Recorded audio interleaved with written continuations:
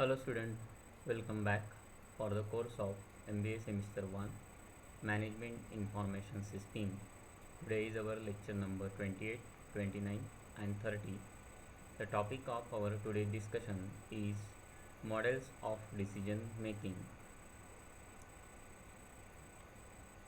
So, the primary objective of our today's session is help to understand the concept of models of decision making. The contents of our today's session are models of decision making. So, in the last lecture, we saw about the decision making and its process, and today we are going to discuss about the different models in the decision making processes. So, we are going to discuss about the different models of decision making. The first model is called as a rational model, which can be classified as Herbert A. Simon model. It is called as the most general and rational model of decision making. The another model is called as implicit favorite model, or it is called as Gamesman model. There are some other models that we are going to discuss one by one. So let us start the discussion on models of decision making, and let us start with the rational model of decision making. We all know whenever we are working in an organization, organizations are the social entities and which will follow certain processes. Wherever there are different business processes are there, and that do require some appropriate form of sequencing of activities so as to perform the different forms of jobs and other related activities. So wherever we are mostly following some rational processes which was already defined, and using some appropriate form of steps, okay, and which can be arranged very logically and systematically. So such forms of models are generally called as rational models, wherever day-to-day functional activities are being very simply classified, and so as to take some effective decisions on time to time. The first model is called as rational model, and it is generally based on some cognitive judgment of the decision maker. So here the individual decision maker, they will use their own intuition, knowledge base, prior experiences, and depending on that they develop their own logic, okay, and depending on that they will also select the best possible alternatives for choosing the choices or best possible option, particularly so as to take the effective decisions. Now, how does the decision could be arises by means of using this rational model? So there are some particular form of techniques which can be followed in most of the organizations. The first one is called as decision matrix analysis, SWOT analysis, Pareto analysis, decision trees, and selection matrix. These are the techniques, some exclusive techniques which are taken from the operation research and other form of organizational analysis.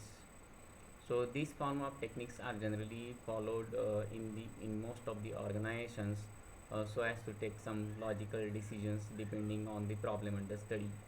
Now, what are the various steps which are being followed while using this rational model of decision making? So there are some important steps to be considered while we are taking the decision using this rational model. The first step is called as identifying the problem. Here we need to identify what form of problem and the purpose of the problem, okay. Depending on that we should have to develop the criteria, okay, and the next stage is called as identifying the important criteria for the process and the results. So here we tries to develop the several decision rule, okay, that is called as the criteria, and depending on that finally we will assess the that criterias, okay, so as to get some desired results, as well as to reach the possible solutions. whichever criteria that we will consider as the best, okay, and what form of solutions that it will provide. So we will consider all the possible solutions which are provided by the various criterias, okay, and calculating the consequences of all the solutions and comparing the probability of satisfying the criteria. So whichever criteria that will provide the best possible solution, okay, that gives the minimum possible risk in implementing the decision, finally we are going to select the best possible option using whatever form of criteria that will provide the best possible alternatives. So these are the general steps that we are following in the rational decision making model. Now this is the another type of model, okay. This is also the rational model. That model was developed by Herbert A. Simon model, okay. In general we will call them as a Simon model. So in Simon model, mostly the decision would be taken on the basis of three important stages. The first stage is called as intelligence stage, second stage is called as design phase, the third phase will be called as choice phase. The final and last steps for decision making would be called as implementation of the solution. So in general, in case of that Simon model, okay, we are following these four important stages, okay, so as to reach the best possible solution. In organization, wherever the decision making has been rational processes, wherever it has been already predetermined that how to arrive the possible decisions, this Herbert Simon model will provide the specific kind of criteria to reach the best possible solution using this Simon model of decision making, okay. If we are not sure about whichever kind of stages are very not clear, so at several stages, okay, there will be a possibility to make the adjustment in whatever our different stages of decision making, and we can alter the decision, okay, and finally so that we can reach the success full implementation of the decision making. The first stage of Herbert Simon model is called as intelligence stage. Now during the intelligence stage, okay, we are generating our own intelligence, so that by means of collecting the relevant information. So information related to problem identification and problem formulation can be generated. So here lots of information regarding the problem, what is the purpose of the problem, and how does that we are going to achieve the best possible solution, that is need to be considered using lots of information requirements.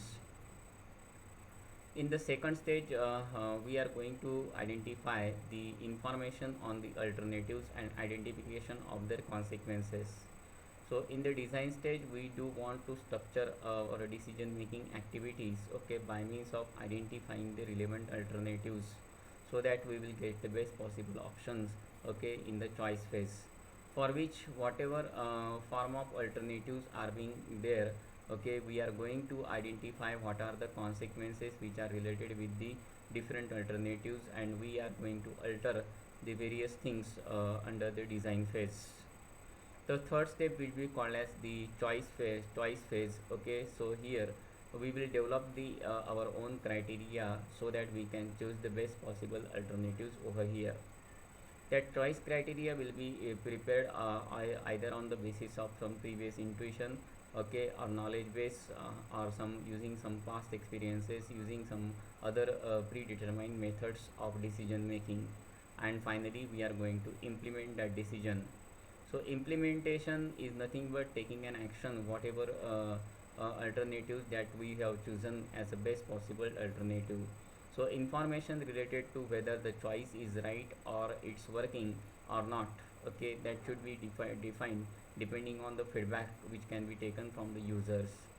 So in this model, generally we are following these four important stages, that is called as a Simon model of decision making.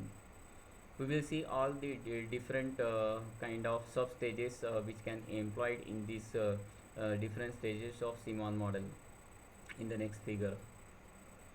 Now, when we are going to arrive any possible decisions in an organization that is already an rational processes and that do require some sequential framework, the Simon model will provide the sequential framework to arrive the best possible decision.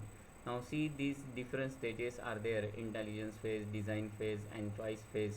What we support to do while taking the important decisions. In the intelligence stage, we are defining the organizational objective, searching and scanning the procedure, data collection, problem identification, problem ownership, problem classification, and problem statement. So in this case, we will define the nature of the problem and for what purpose that we are going to involve in this intelligence stage, that we need to be clearly statementized, okay, using the problem statement, and for which we are going to identify the best possible solution. So in design stage, okay, we do formulate the problem, okay, by narrating whatever form of experience that we will gather from the intelligence stage. Okay, we will set up the criteria for choice, searching for the alternatives, and predict and measure the outcomes. So in the second stage, we will define that several alternatives, and in the choice stage, okay, we will take the best possible actions by selecting the best possible alternatives so as to reach the solutions. So in this stage, okay, we are identifying the solution to the model by means of using some sort of analysis, say for example sensitivity analysis, selection of the best or good possible options or alternatives, plan for implementation, all these things that which will be already decided, okay, and finally we are going to implement the solution. If we are not sure about our decision making would be an accurate, okay, suppose we are failure over here, okay, so we will make some readjustment into the existing stages and reformulate the model, okay, so as to reach the appropriate decisions. So particularly in case of intelligence stage, okay, we need to define our problem by means of using problem simplification, using some assumptions, okay, and what will be the exact root of the problem. In the second stage of design processes, we need to validate our decision making model, okay, so that we can reach the best possible solution. And finally in the choice stage, okay, we are conducting verification, testing, and purpose testing of the proposed solution, okay, so that we can reach the most possible appropriate solution. So using this Simon model of decision making in many of the organizations, using this Simon model of decision making, that is which is one of the best method of getting the solution to the decision making activities. Now the next type of model is called as the implicit favorite model, or that is called as gamesman model. Okay, now when we are talking about such kind of model, mostly such models are based on some implicit favorites. While talking about the implicit favorites are nothing but the form of predetermined solution, okay, that should be kept in mind among the decision maker. Mostly that decision is based on some prior experience, knowledge base, or the individual own perceptions. So first of all, whenever we are talking about this implicit favorite model, okay, the decision maker set out his goals or her goals over here, what exactly he wants to achieve. Then he will identify is the his or her implicit favorites. Now depending on the individual knowledge base, prior experiences, intuition, or whatever that they will pursued, okay, whichever is good, so they will identify the different implicit favorites depending on their own knowledge base. So whatever different forms of implicit favorites are supposed to be there, so one can write all these favorites here one by one in this stage. This is the second stage. Now in the third stage, whatever implicit favorites are there, okay, that implicit favorites can be compare and rank one by one, and that can be rejected on the basis of using some decision rule. Okay, so compare and rank the implicitly rejected alternatives, and why that implicit favorites has been rejected, that is to be written over here in the third stage. Now identifying the confirmation candidate. Okay, this is the fourth stage over here. Okay, that confirmation candidate can be chosen on the basis of using the decision rule, or that is called as a criteria. Okay, now it is in the hand of the decision maker which particular form of implicit favorites that he will consider himself as one of the best fit. Okay, that will be called as the confirmation candidate. Okay, that confirmation candidate is nothing but one particular solution that they will consider fit themselves, okay, so as to give the most possible accurate solutions. So that is called as the developing the decision rule, or going to favor his or her choice, okay, using some confirmation candidates. Okay, now if the decision rule justifies implicit favorites, announce the decision. If not, repeat the step number 5 till to get favor from the decision rule. Now once establishing the decision rule or criteria, okay, after identification of the relevant confirmation candidate, okay, whatever that they will pursue, which one will be the most possible solution. Now in this stage we are going to define the certain kind of criteria. Decision rule justifies the implicit favorites. So which particular implicit favorite is, okay, that should be provide the most possible solution, okay, that should be decided in this stage, step number 6. Okay, if we are not sure about the our implicit favorite is that will not provide the best possible solution, then we are again going to the step number 5, okay, and identifying the best possible alternative using confirmation candidate. Okay, then re-establishing the decision rule and criteria, and finally we will consider that alternative will be a best possible alternatives. Finally we are going to announce the decision and action. Okay, so taking the action to implement the decision. So in this stage in this model, okay, all these stages are very sequentially arranged, and in many of the cases most managers, those who are found themselves that they are taking decision on the basis of their pursued valued judgment, okay, so they are using this model of decision making.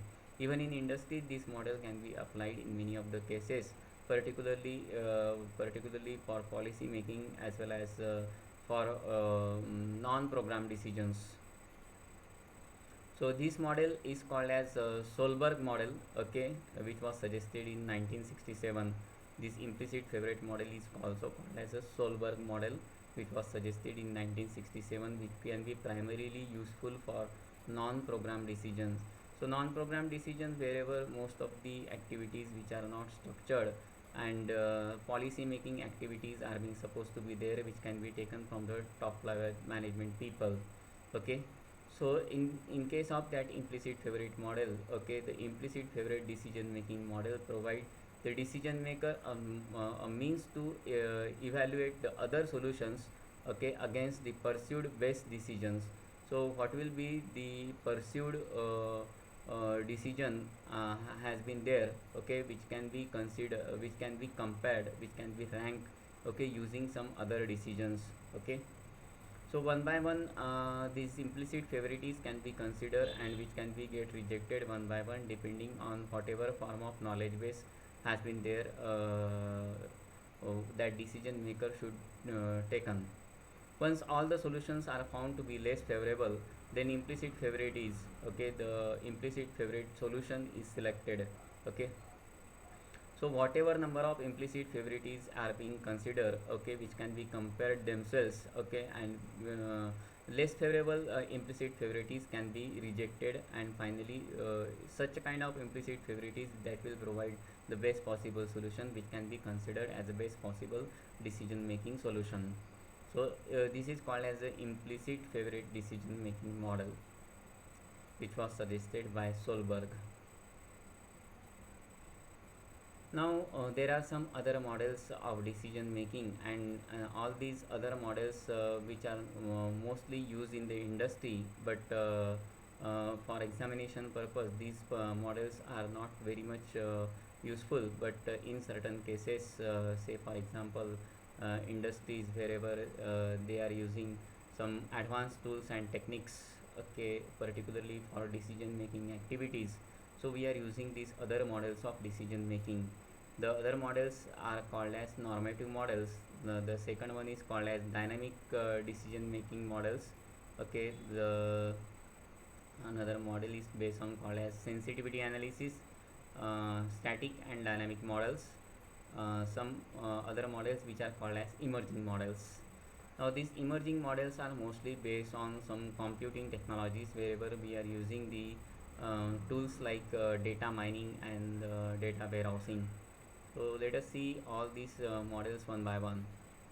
Now when we are talking about these normative models of decision making, so in case of these normative models of decision making, we will consider some particular form of constraints, okay, and depending on the constraints, we formulate our activities of decision making, that is based on some time, complexity or uncertainty that occurs in the decision making activities, particularly say for example inadequacy of resources. So in most of the cases wherever organizational decisions can be get affected due to these several parameters, so such kind of decisions which are based on some particular activities of constraints, okay, which can be arises during the process of decision making, which can be studied with the help of that normative model. So according to these normative models, of decision making activities which are characterized by limited information processing, okay. So in case of limited information processing model, person can manage only a limited amount of information. Now it is the personal disk criteria of the individual decision maker, and depending on that he will develop their own criteria and use the most possible appropriate solution. Some other kind of decision making, that is they based on some judgmental heuristics, okay. Heuristics are generally applied in many of the cases that depends on some trial and error method in many of the industries. So person may use some shortcuts methods, okay, so as to simplify the decision making processes, okay. So particularly either on the basis of trial and error method, wherever in many cases there is no accurate solutions by using these judgmental heuristics.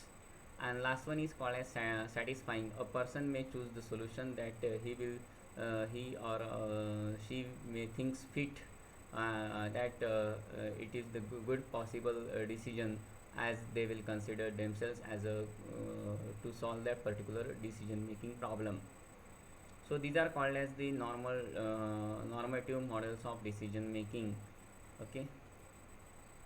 The other kind of decision making models which are mostly applied in some particular forms of system, okay, they just that is called as the decision support systems, okay, DSS. So these are called as the dynamic decision making models, so that is called as DDM. So it is a synergetic form of decision making involving some interdependent systems. So there are several units or subsystems which can be connected with each other, okay, and which can be making the use of some knowledge base, okay, using some environmental things, okay, in some particular environment that changes over time, either due to previous actions or decision maker, due to events, okay, which are outside the control of the decision makers, okay. Such kind of decisions, say for example doctors, engineers, and some sort of scientists, okay, they are making the use of that dynamic decision making models by generating some specific form of knowledge base, and they are using this knowledge base particularly to make some improvement into the existing decision making activities. So these decision making activities are somewhat more complex and they are happening in some real time activities. So dynamic decision making models involves observing how people use their experience to control the system dynamics and noting down the best decisions taken thereon. So these kind of decision making models, dynamic decision making models, okay, that measures whatever form of changes that are occurring in the environment, and that it will measure the occurrences of the different forms of data and react to the particular situation, and providing some information alerts, particularly for decision support systems. The third type of decision making activities, that is called as sensitivity analysis. That sensitivity analysis, which will be primarily used in our operation research techniques. So sensitivity analysis helps to provide the best possible solution using some situations like resource optimization, in which situation which particular resource will provide the most possible solution. So resource optimization, future data collection, identifying critical assumptions to optimize the tolerance of the manufactured parts.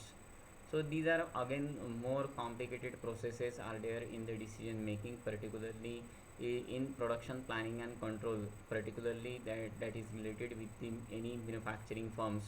So sensitivity analysis techniques are generally used for disturbing the uncertainty in the output of mathematical model, okay, or a system of different sources of uncertainty in its inputs. So generally that sensitivity analysis will use some mathematical models of decision making. Say for example, we will consider a state line equation y is equal to a plus bx. So suppose y, suppose that we will consider sales, and has been supposed to be considered as an advertising expenditure. So what will be the effect of advertising expenditure on sales, okay, that we are going to predict with the help of that sensitivity analysis even also. So even such two variable, three variable, or more than three variables in the form of multivariate analysis, which can be conducted using this sensitivity analysis. Okay, so from decision making perspective, sensitivity analysis which helps to analyze to identify the cost drivers as well as the quantities to make the informed decision. Okay, such kind of sensitivity analysis will be strongly helpful in analyzing the cost benefit analysis, particularly so as to reach the most possible solution. There are various parameters while which should be considered while decision making activities. So some cost parameters, which particular decision would be more and more appropriate so that we can implement, that should be conducted using this sensitivity analysis. If a particular quantity has no bearing on decision or prediction, then the conditions relating to the quantity could be eliminated, thus satisfying the decision making processes. Now when we are using the mathematical model, so we are providing some appropriate quantities to that particular model and identifying the changes in some particular variables.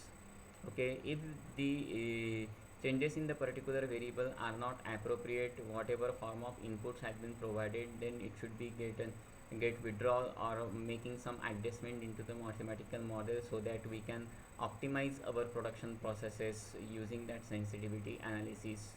So these techniques have been more popular, particularly in industries. The other kind of models are called as static and dynamic models. Now while talking about these models, okay, these are being particularly used in some specific kind of industries and processes also. Say for example, considering this static models, okay, that shows the value of the various attributes in a balanced system. Now in case of static models, uh, these are also called as a mathematical models, but these values in these mathematical models do not change over time, okay, or occurrence of the data. Okay, whereas in case of dynamic model, okay, there will be changes in the values over a period of time. Okay, that will helpful to work best in the static systems. Okay, static system will be say for example, any form of billing systems, okay, or inventory control systems. Okay, such type of systems are called as a static system that will just provide you the information alert wherever static models can be useful.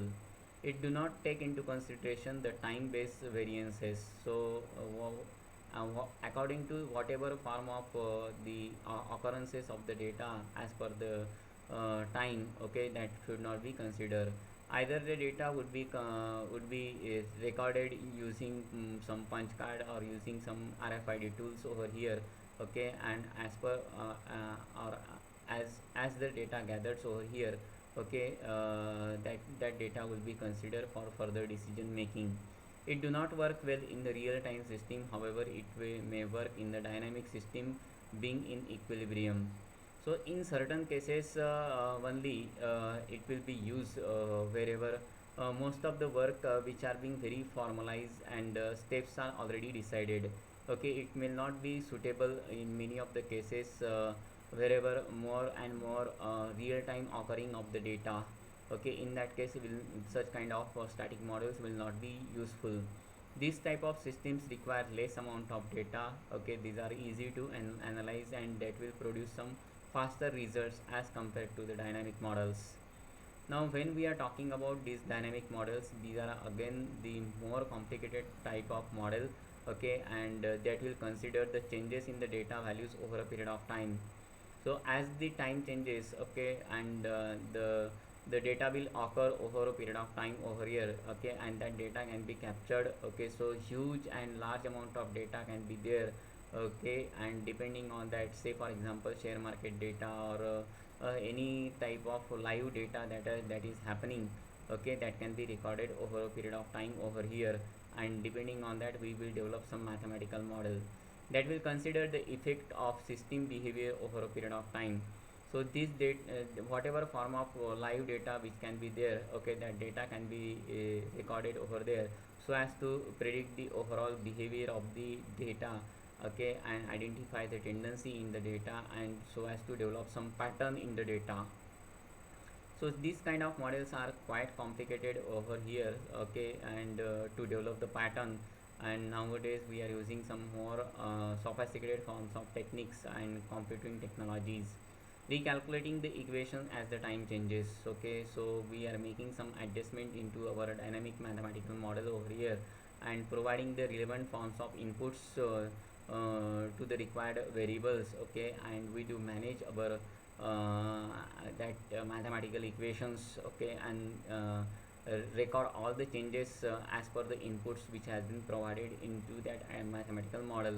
It can be applied only in some dynamic systems. So dynamic systems, say for example share market analysis, okay, or using some live market dynamics, okay, wherever such systems are being more and more popular, okay, and lots of and huge amount of data can be gathered over there, and analyzing such huge amount of data will be a more and more complicated phenomena. So therefore that dynamic models use some specialized kind of techniques over here. So these are called as statics and dynamic model. Then the last type of model is called as the emerging models. Okay, now in many of the cases wherever we are working in the organization, so now we are dealing with the huge amount of data and information. The information is available at your doorstep. Even huge amount of data that can be available to in your mobile phones, okay, so either it should be in the form of text, graphics, okay, or any other form of quantities. So in day-to-day life, okay, huge amount of information can be gathered in the form of database. So creation of the database is one of the very integral activity of the organization, and whatever form of database has been created, that database can be utilized as a knowledge base in the organization. So that database is nothing but the arrangement of data into some relevant rows and columns, okay, uh, which can be classified as an employee data or customer data, and so different types of data, and such kind of data can be utilized further.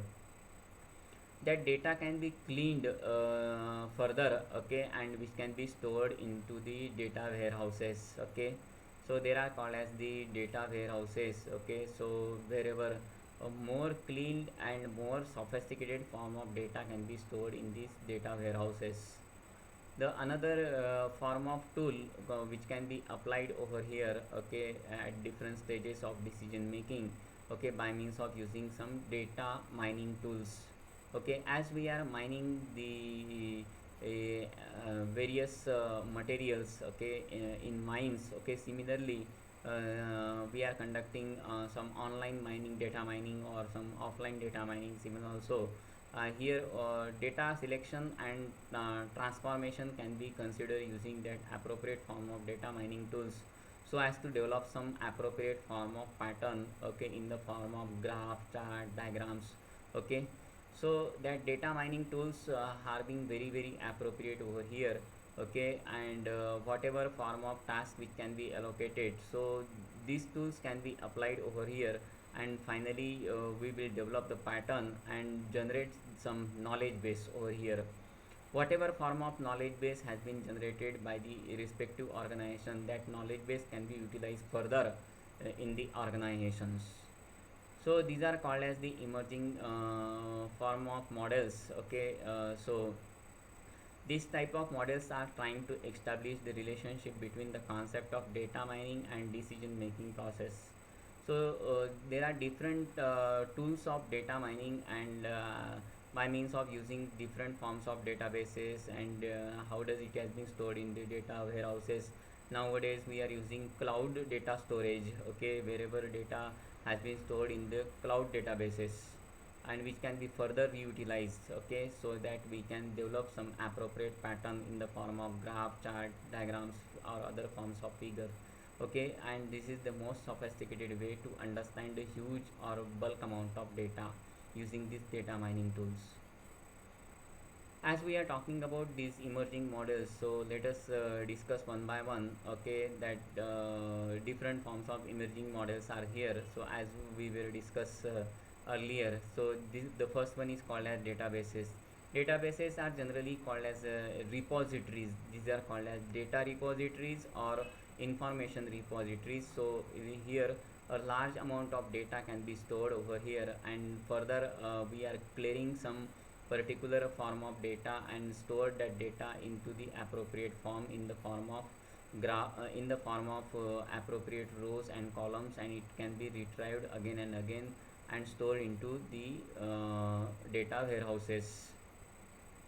Okay, now when we are talking about that data warehouses will transform and consolidate the data, okay, into a form of appropriate for data mining, by applying the technique of data transformation such as summarization and aggregation. Okay, in case of data warehouses, whatever data which can be supplied by the individual databases, okay, that data can be further segregated, okay, which can be transformed into some lots of relevant information using some particular form of techniques, and then it is stored into the data warehouses. So here we are using some data transformation technique that is called as data summarization and data aggregation, wherever appropriate classification wise data can be stored into the data warehouses. Finally, so as to develop the pattern, okay, here we are using some data mining tools. Okay, so data mining is nothing but the process of extracting the some desired form of information or a pattern from the data which are stored in the data warehouses. So data which can be arranged properly, which can be mined further, okay, or which can be even investigated and extracted further by means of using some particular form of methods that is called as intelligence method. So in that intelligence method we are using cluster analysis, classification, evaluation, characterization, association, and deviation analysis. Some deeper form of analysis can be conducted, okay, so as to develop the pattern in the data and identify what is the tendency of the data, which can be classified further, okay, and investigated, so that we can develop some sort of pattern in the form of graph, chart, diagrams, or other forms of pictures, so as to generate the knowledge base. Generating the knowledge base by extracting or searching the evaluating pattern for decision making using metadata. okay, that will consisting of some user belief, family background, profession and cultural background, etc. At last stage, we are generating the knowledge base, that whatever form of knowledge base has been there, that knowledge base has been generated particularly not to meet the present requirements, okay. That knowledge base has been also useful to identify the future probable outcomes, okay, so that the managers can anticipate the future probable problems in their organization, and depending on that they will take some further decisions. So that such kind of knowledge base can be very much helpful. Say for example, doctors, engineers, scientists, okay, they are continuously developing their own knowledge base and storing that knowledge data into some knowledge base systems over there. All these things can be used so as to generate some pattern evaluation, okay. So that pattern evaluation is nothing but identifying and generating the number of desired pattern for decision making and present them in some understandable way to update the knowledge base. So whatever form of data and databases are being available, okay, and which can be transformed into the data warehouses, okay, which can be further evaluated using some data mining tools, so as to generate some pattern evaluation.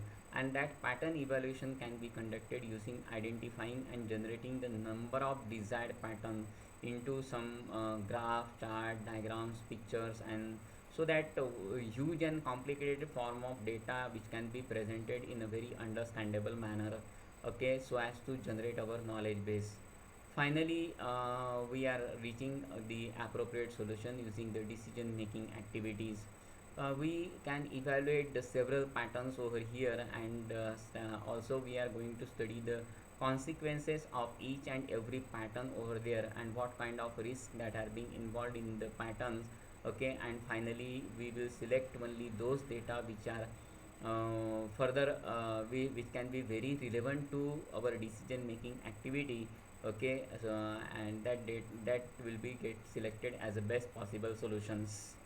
Nowadays many of the e-commerce companies, okay, they are using these emerging models by means of using their data mining tools, okay, so that they can mine the customer data, okay, from the net, and identifying the most relevant type of customer, those who are the relevant buyers, okay, or frequent buyers can visiting their website and buying from their websites.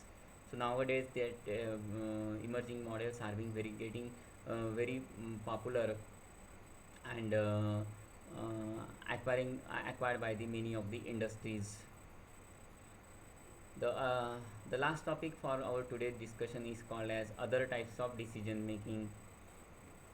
In many of the cases, we are taking the several types of decisions, as we were discussed earlier while we were talking about the decision making activities. Some other type of decision making are called as individual decision. A decision which is taken by any single person or individual person are called as individual decision. Individual decisions may or may not be a personal decision, or which can be taken to achieve the individual goals, okay, and cannot be delegated to others. So individual decisions are taken only by the any individual persons, okay, so which cannot be delegated to others in the organizations, okay. So these are the decisions which are being particularly useful to achieve the individual goals only. Whereas in case of group decision making, okay, group decision making activities are being conducted using the negotiation and discussion method, okay, so as to achieve the group goals of the organization. Say for example any departmental activities, okay, so such decisions are called as group decision making activities, okay. In group decision making activities, the whole group has been responsible, and they can generally take the decision using some negotiation or discussions only. The last type of decision making is called as organizational decision.